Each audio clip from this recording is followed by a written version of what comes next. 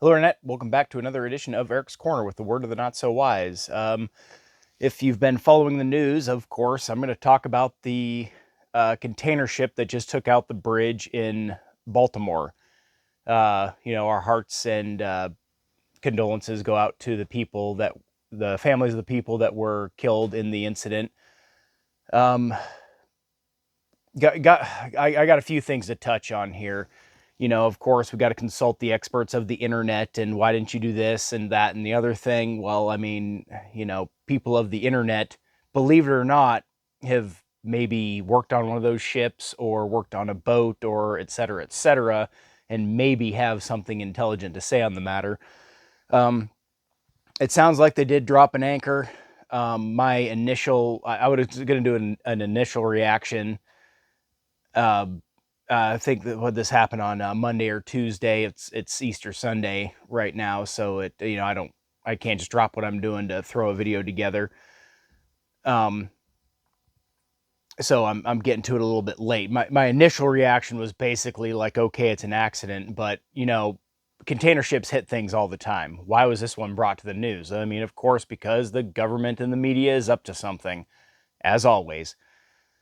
Um, so And my initial reaction, of course, not to be Captain Hindsight here or anything, but outside of Valdez, Alaska, up here, after the Exxon Valdez incident, there's a tugboat that follows um, tankers out of port with a line on them, just kind of, baby ducklings it on the way out because there's a reef there that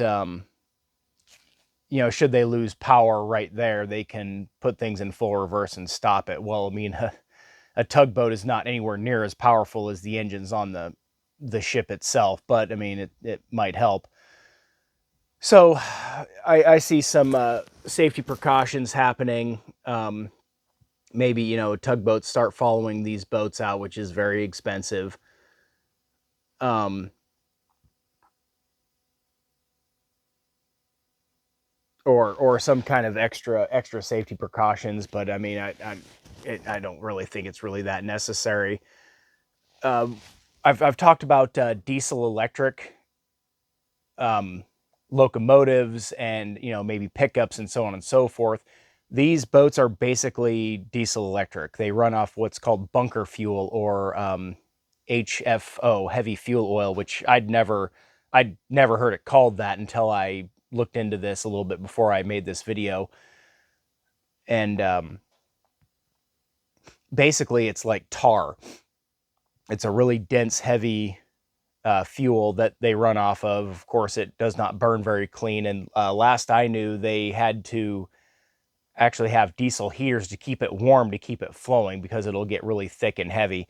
So it's a big generator that provides electricity for a massive motor, which is how aircraft carriers run. It's how really big shit like this run. It's a great system. Um, so they say they lost power, and people, oh, that's bullshit. They have ways of steering the ship. Yeah, turning the rudder.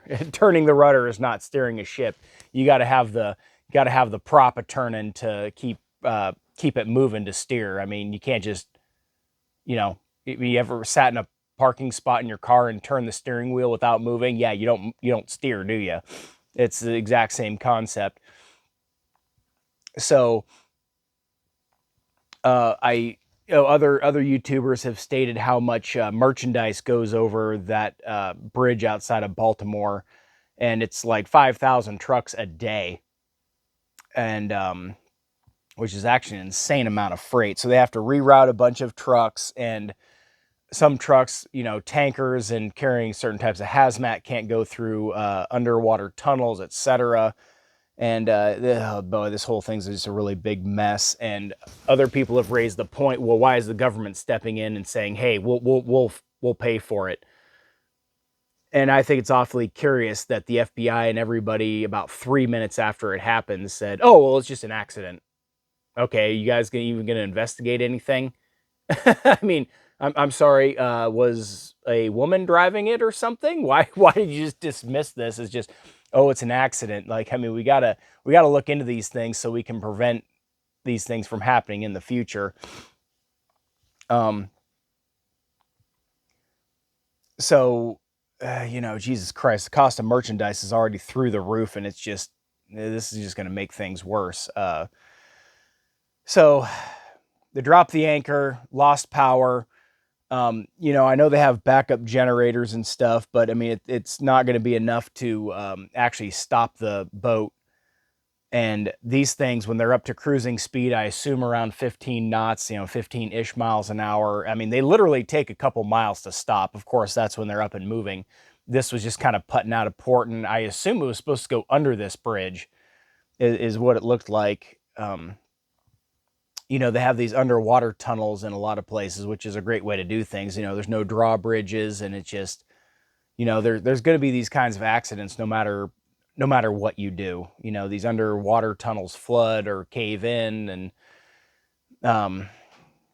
drawbridges have malfunctions, and ships hit these bridges that aren't drawbridges, and it's just we're just in a big lose situation here with all these things. So, um,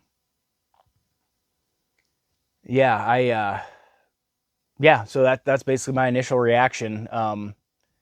Dropping anchor isn't just going to solve the problem. Having a tug follow it out isn't going to fix the problem.